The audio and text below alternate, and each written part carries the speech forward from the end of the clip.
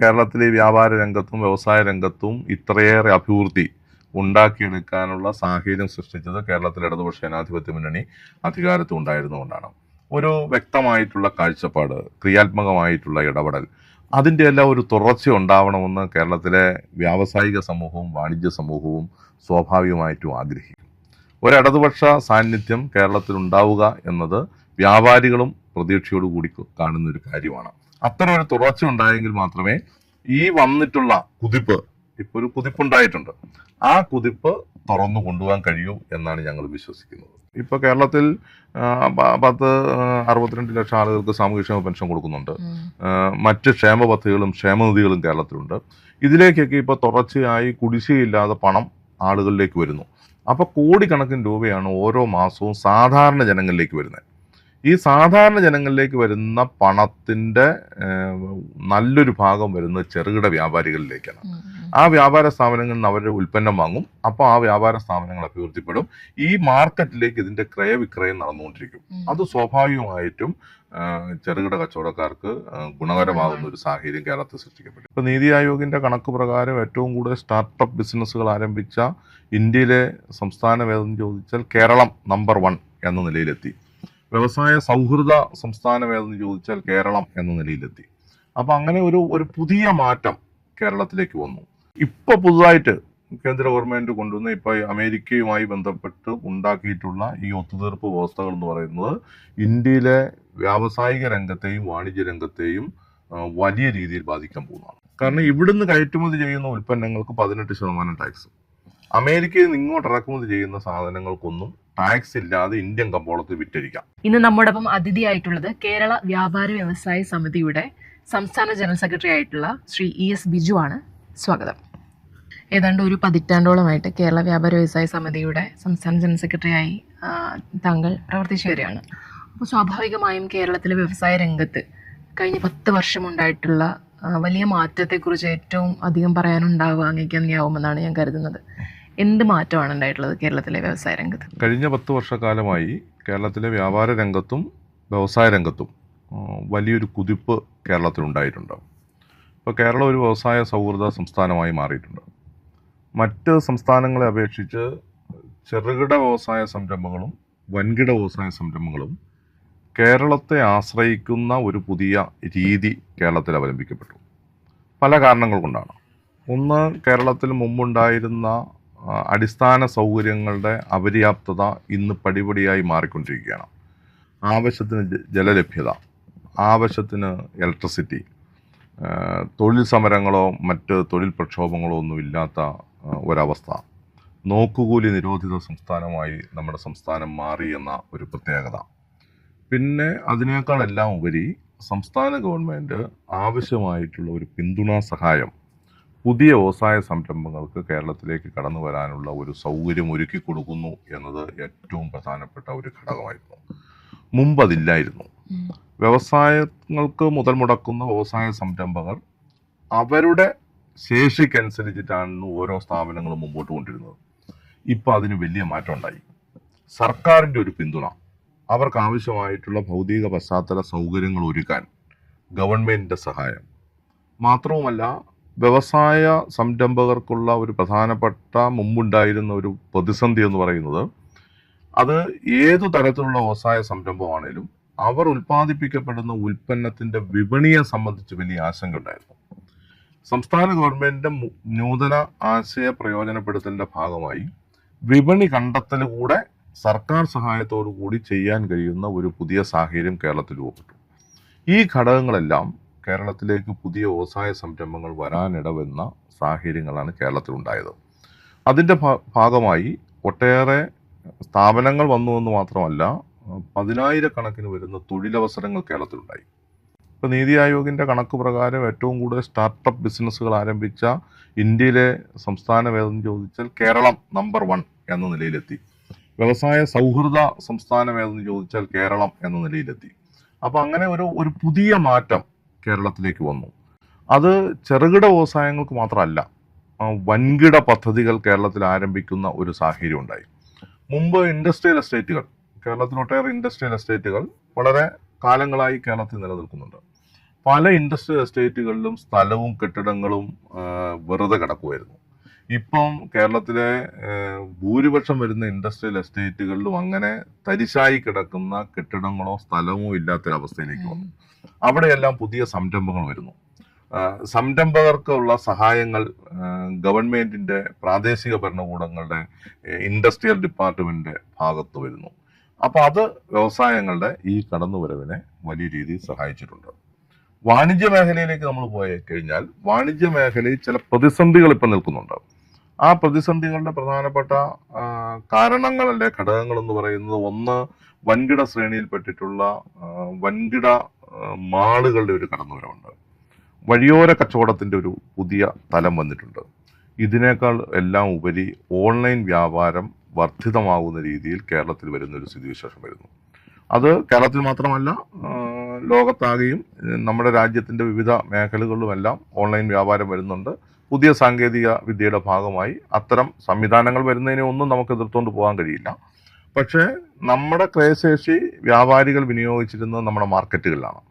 ആ മാർക്കറ്റുകളിൽ നിന്ന് ഇത് ഓൺലൈനിലേക്ക് വ്യാപാരം മാറുന്ന ഒരു പുതിയ രീതി വന്നത് ആ മേഖലയിൽ ചെറിയ പ്രതിസന്ധി സൃഷ്ടിക്കപ്പെട്ടിട്ടുണ്ട്.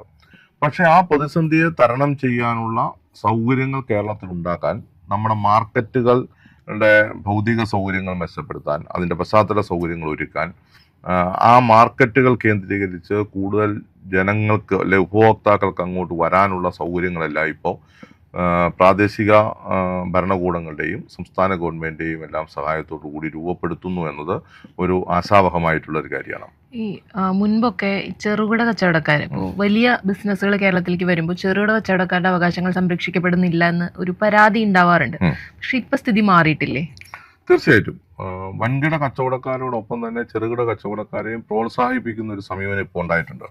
ഞാൻ മുമ്പ് പറഞ്ഞ ചില പ്രതിസന്ധികൾ നേരിട്ട് ബാധിക്കുന്ന ചെറുകിട കച്ചവടക്കാരെയാണ്. ഈ മാറ്റത്തിന് ഒരു ഉദാഹരണം പറയാൻ കഴിയും? ചെറുകിട കച്ചവടക്കാരുടെ, അതായത് നേരത്തെ പോലെ ഒരു പ്രശ്നം ഈ ചെറുകിട കച്ചവടക്കാരുടെ ഭാഗത്ത് നിന്ന് ഇപ്പൊ ഉണ്ടാവാറില്ലല്ലോ. അത് ഏത് രീതിയിലാണ് ഇവരെ സഹായിച്ചിരിക്കുന്നത് ഗവൺമെന്റ്? ഗവൺമെന്റ് സഹായിച്ചിരിക്കുന്നു പറഞ്ഞാൽ ഈ ജനങ്ങളുടെ വാങ്ങൽ ശേഷിയിൽ ഇപ്പോൾ വർധനവുണ്ടായി. ജനങ്ങളുടെ വാങ്ങൽ ശേഷിയിൽ വർധനവുണ്ടായത് കേരളത്തിന്റെ കഴിഞ്ഞ ഗവൺമെന്റിന്റെ കാലത്ത് ധനകാര്യമന്ത്രിയായിരുന്ന doctor T M Thomas Isaac sir ഒരു പുതിയ പരിപ്രേക്ഷ്യം കേരളത്തിൽ കൊണ്ടുവന്നു.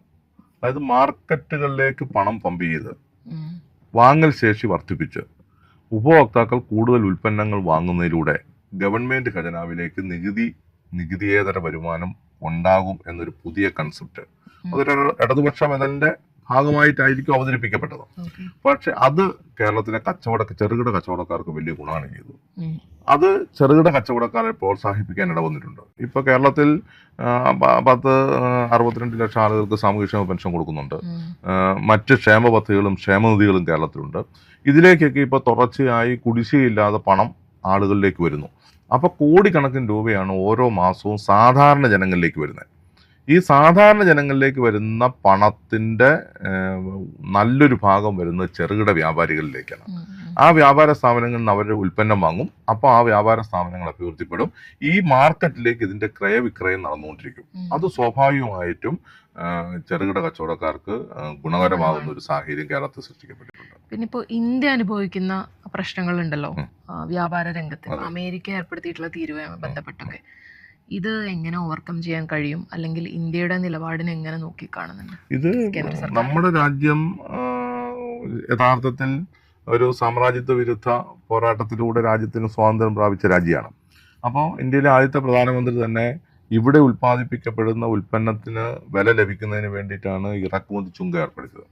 പക്ഷെ ഇപ്പോൾ മാറി മാറി വന്ന ഗവൺമെന്റുകൾ ഇറക്കുമതി ചുങ്കം പടിപടിയായി കുറച്ച് ഉൽപ്പന്നങ്ങൾ ചുങ്കരഹിതമായി ഇങ്ങോട്ട് ഇറക്കുമതി ചെയ്യാനുള്ള സൗകര്യം നമ്മുടെ രാജ്യത്ത് കൊണ്ടുവന്നു. അത് സ്വാഭാവികമായിട്ടും ഇവിടെ ഉൽപ്പാദിപ്പിക്കപ്പെടുന്ന ഉൽപ്പന്നം നമ്മുടെ ഉൽപ്പാദന കേന്ദ്രത്തിൽ തന്നെ കെട്ടിക്കിടക്കുന്ന സ്ഥിതി ഉണ്ടായി.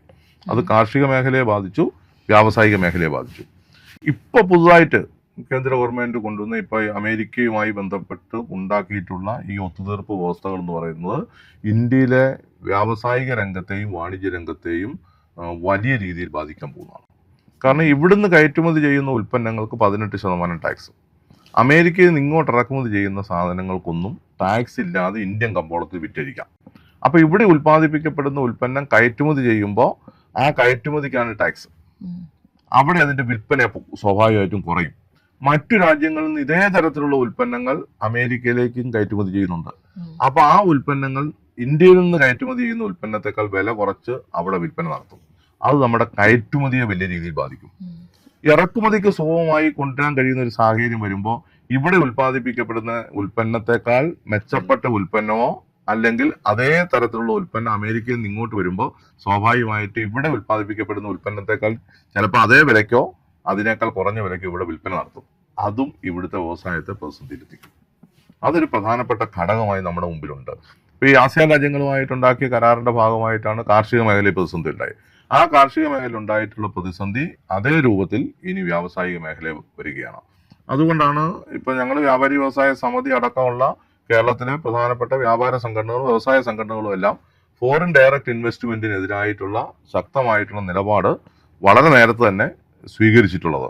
അത് സ്വാഭാവികമായിട്ടും ഇന്ത്യയിലെ കച്ചവട മേഖലയെയും വ്യാവസായിക മേഖലയെയും ബാധിക്കും ഈ ഒത്തുതീർപ്പ് വ്യവസ്ഥകൾ. നമുക്ക് കേരളത്തിലേക്ക് വന്നാൽ ഇപ്പോൾ കേരളത്തില് ഹൈവേയുടെ സ്ഥലമേറ്റെടുപ്പുമായൊക്കെ ബന്ധപ്പെട്ട് കച്ചവടക്കാരെ പൂർണ്ണമായും സംതൃപ്തിപ്പെടുത്താൻ കഴിഞ്ഞിട്ടില്ലേ? എന്താണ് അതിനെക്കുറിച്ച് പറയുന്നത്? കച്ചവടക്കാർക്ക് ഹൈവേ വികസനം കേരളത്തിൽ ഒരു ജനസാന്ദ്രതയുള്ള സംസ്ഥാനമാണ് കേരളം. കേരളത്തിന്റെ ഒരു പ്രത്യേകത എന്ന് പറയുന്നത് വഴിയോരങ്ങളാണ് വ്യാപാര സ്ഥാപനങ്ങൾ. മറ്റ് സംസ്ഥാനങ്ങളിലോ മറ്റു രാജ്യങ്ങളിലോ ഇല്ലാത്തൊരു പ്രത്യേകതയാണ് ജനസാന്ദ്രത കൂടുതലുള്ള ഒരു സംസ്ഥാനം എന്ന നിലയിൽ കേരളത്തിലുള്ളത്. ഇപ്പോൾ ഒരു പുതിയ വഴി വെട്ടിയാൽ ആ വഴി സൈഡിലെല്ലാം കടകൾ വരും, ഏതെങ്കിലുമൊക്കെ സംരംഭങ്ങൾ വരും.